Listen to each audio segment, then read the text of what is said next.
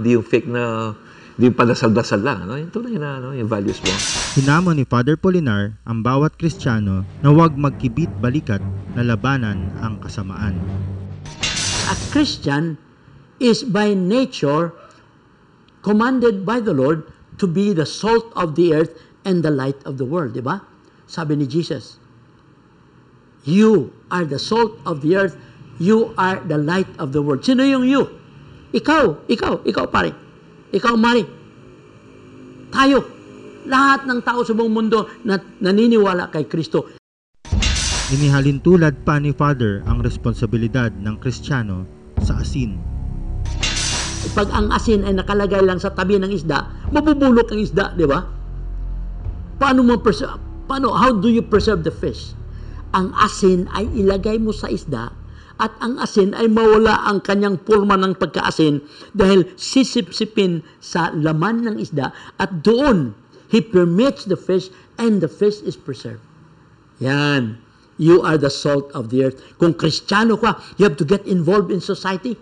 You have to get involved in politics. Because politics is to be preserved from corruption. If you're a Christian, you must get involved.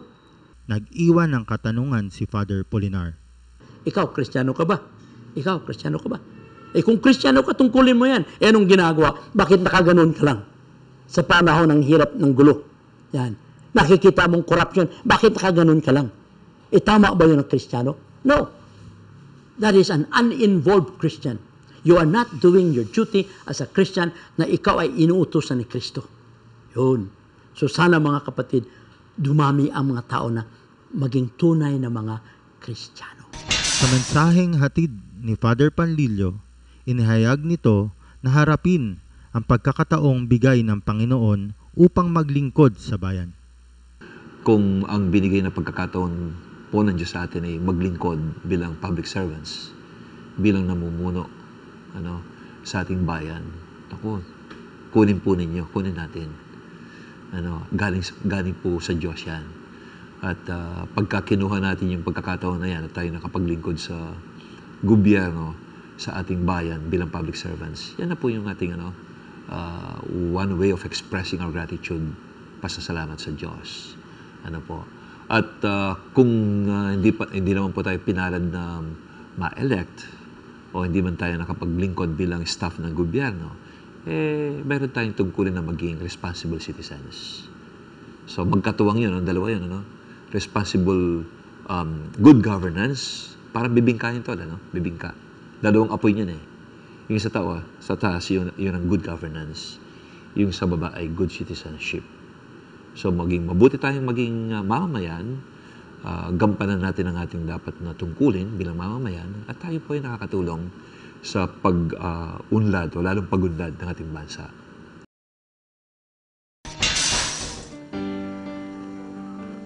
Subalit kung hindi ka man nabigyan ng halaga bilang tapat na mamamayan, lagi mo pa rin isa-isip at isa puso na mayroon ka pa rin tungkuling magpapaunlad sa iyong sarili at bayan.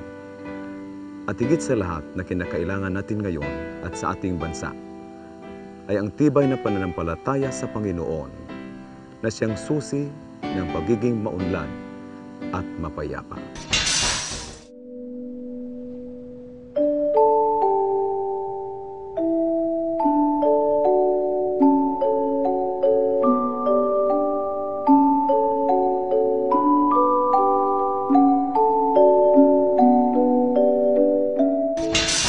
Tayo'y mga membro ng isang pamayanan. Ang bawat isa ay kinakailangan magkakaroon ng aktibong partisipasyon. Naway ang aming programa na kapagbigay ng kamalayan para sa ikauunlad ng ating bayan. Pagpalain kayo ng puong may kapal. Maraming salamat po.